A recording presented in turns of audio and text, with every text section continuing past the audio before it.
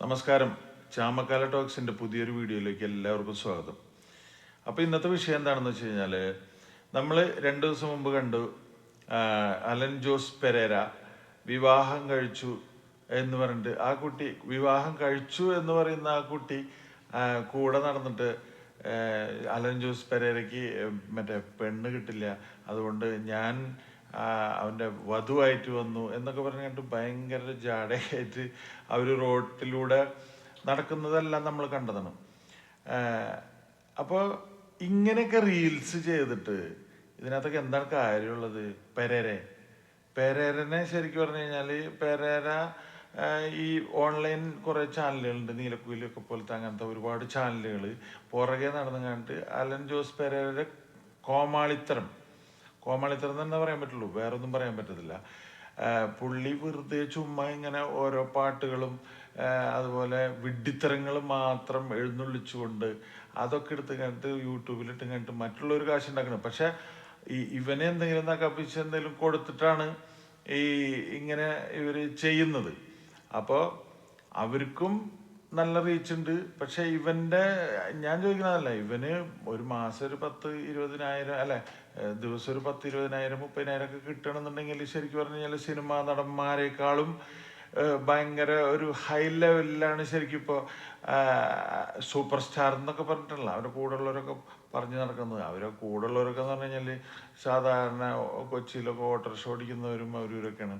പക്ഷെ ഇവനെ വിറ്റിട്ട് തന്നെയാണ് അവരും ഇപ്പം ജീവിക്കുന്നത്. അവരും ഇവന്റെ കൂടെ നടന്നിട്ട് അവരും ഇപ്പോൾ വൈറലായി, അതാണുള്ളത്. പക്ഷെ ഈ പെങ്കൊച്ചിൻ്റെ വീട്ടിൽ ആരില്ല എന്നുള്ളത് എൻ്റെ ഒരു ഇത്. എന്താണെന്ന് വെച്ച് കഴിഞ്ഞാൽ ഈ പുള്ളിക്ക് പെണ്ണ് കിട്ടൂല, അതവൻ തന്നെ തീരുമാനിച്ചിട്ടുണ്ട് പെണ്ണ് കിട്ടൂല എന്നുള്ളത്. പക്ഷെ വിവരമുള്ള പെൺകുട്ടികൾ ചിലപ്പോൾ എന്ന് വെച്ച് കഴിഞ്ഞാൽ ഈ കാശിന് ആർത്തിയുള്ള പെൺകുട്ടികളൊക്കെ ചിലപ്പോൾ ഇവനെ കയറി കെട്ടിക്കളയും. കാരണം എന്താ വെച്ച് കഴിഞ്ഞാൽ ഇവൻ വൈറലായ ഒരു താരമാണല്ലോ. പക്ഷെ ഇവൻ പെണ്ണ് കെട്ടിക്കഴിഞ്ഞാൽ ഇവൻ പിന്നെ ഈ പണിക്ക് നിൽക്കുമെന്ന് എനിക്ക് തോന്നുന്നില്ല. പക്ഷെ ഏതൊരു പെൺകുട്ടിയും ഇങ്ങനത്തെ കോമാളിത്തരം ചിലപ്പോൾ സഹിച്ചെന്ന് വരില്ല.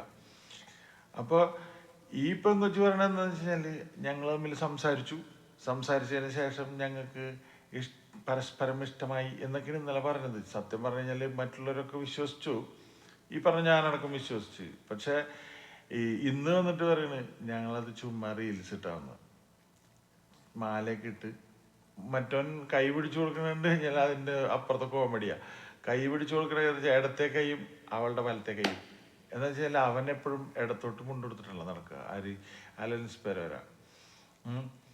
പക്ഷെ ശരിക്കും ആറാട്ടണ്ണൻ ആ സൈഡിൽ നിന്നിട്ട് പറയുന്നുണ്ടായിരുന്നു അതായിരുന്നു ശരി എന്ന് വെച്ച് കഴിഞ്ഞാൽ അയാൾ കൊട്ടാണ്, അവൻ പലതും പറയും. ഇങ്ങനെയൊക്കെ ഇരുന്ന് കണ്ട് പുള്ളി പറയുന്നുണ്ടായിരുന്നു. എന്ന് വെച്ച് കഴിഞ്ഞാൽ ശരിക്കും പറഞ്ഞു കഴിഞ്ഞാൽ ഈ അലൻസ് പെരേരയ്ക്ക് കിട്ടുന്ന കാശ് മുഴുവനും കൊണ്ട് കണ്ട് നശിപ്പിക്കണം എന്നാണ് ആറാട്ടണ്ണൻ്റെ ഒരു പറച്ചില്.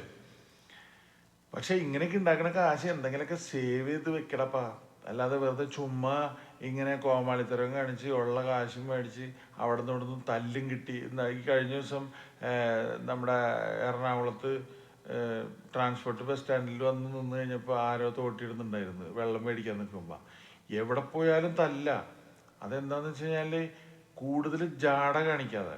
ഇപ്പം നിനക്ക് സിനിമയിലൊക്കെ അഭിനയിക്കാൻ അവസരമൊക്കെ കിട്ടി, അതിൽ വളരെയധികം സന്തോഷം.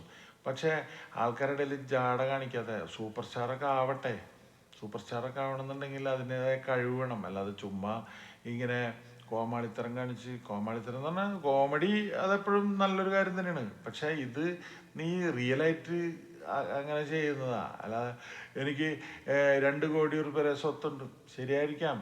പക്ഷെ ഇതൊക്കെ എന്തിനാ വിളിച്ചു പറയണേ?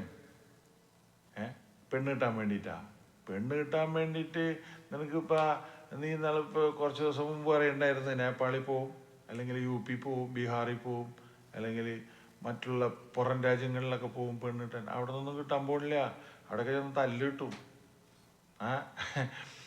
പക്ഷെ നീ നല്ല രീതിയിലൊക്കെ നല്ല ഒരു വീഡിയോ ഒക്കെ ചെയ്ത് റീൽസൊക്കെ ചെയ്ത് നല്ല റീച്ചായി സൂപ്പർ സ്റ്റാർ പദവിയിലേക്കൊക്കെ അങ്ങനെയൊക്കെ എത്താൻ നോക്കുക. അല്ലാതെ വെറുതെ അവിടെ ഇവിടെയൊക്കെ നടന്ന് കണ്ട കോമാളിത്തരൊക്കെ കാണിച്ചിട്ട് ആൾക്കാരെ കൊണ്ട് പറയിപ്പിച്ചിട്ട് കാര്യമില്ല. ഇപ്പോൾ സിനിമാ തിയേറ്ററിലേക്ക് ചെല്ലാൻ പറ്റില്ലല്ലോ, റിവ്യൂ പറയാൻ വേണ്ടിയിട്ട് സിനിമാ തിയേറ്ററിലേക്ക് ചെല്ലാൻ പറ്റാത്ത അവസ്ഥയാണ് ആർക്കും.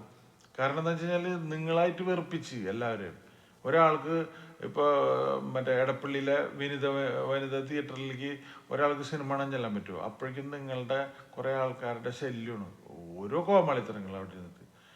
അതുകൊണ്ടാണ് ഇപ്പോൾ അവിടെ ആൾക്കാർ വരാത്തത്. സംഗതി നിങ്ങളൊക്കെ കൂടി ആ തിയേറ്റർ വൈറലാക്കിയത്. കാരണം എന്താ വെച്ചാൽ ആരും അറിയാതെ ഇരുന്നിരുന്ന തിയേറ്ററായിരുന്നു. പക്ഷെ ആ തിയേറ്റർ നിങ്ങളൊക്കെ തന്നെ വൈറലാക്കിയത്. പക്ഷേ എന്ത് കാര്യം, വൈറലാക്കിയിട്ട് ഇപ്പം നിങ്ങൾക്ക് അങ്ങോട്ട് കയറാൻ പറ്റാത്ത അവസ്ഥയായി. കാരണം അത് നിങ്ങളുടെ തെറ്റ് തന്നെയാണ്. അപ്പം അതുകൊണ്ട് അലൻസ് പെരേരനോട് പറയാനുള്ളത്, നല്ല സിനിമകളൊക്കെ ഉണ്ടാവട്ടെ, അത് കഴിഞ്ഞിട്ട് കോമാളിത്തരൊക്കെ നിർത്തി നല്ല രീതിയിൽ ജീവിക്കാൻ നോക്ക്. അതാണ് നല്ലത്. പെണ്ണൊക്കെ കിട്ടുന്നേ, പെണ്ണൊക്കെ എവിടെ നിന്നെങ്കിലും കിട്ടും. അപ്പം ഇത്രേ ഉള്ളൂ ഇന്നത്തെ വീഡിയോ. അപ്പം ഇനി അടുത്തൊരു വിഷയമായിട്ട് നാളെ കാണാം. അപ്പം എല്ലാവർക്കും ഗുഡ് നൈറ്റ്.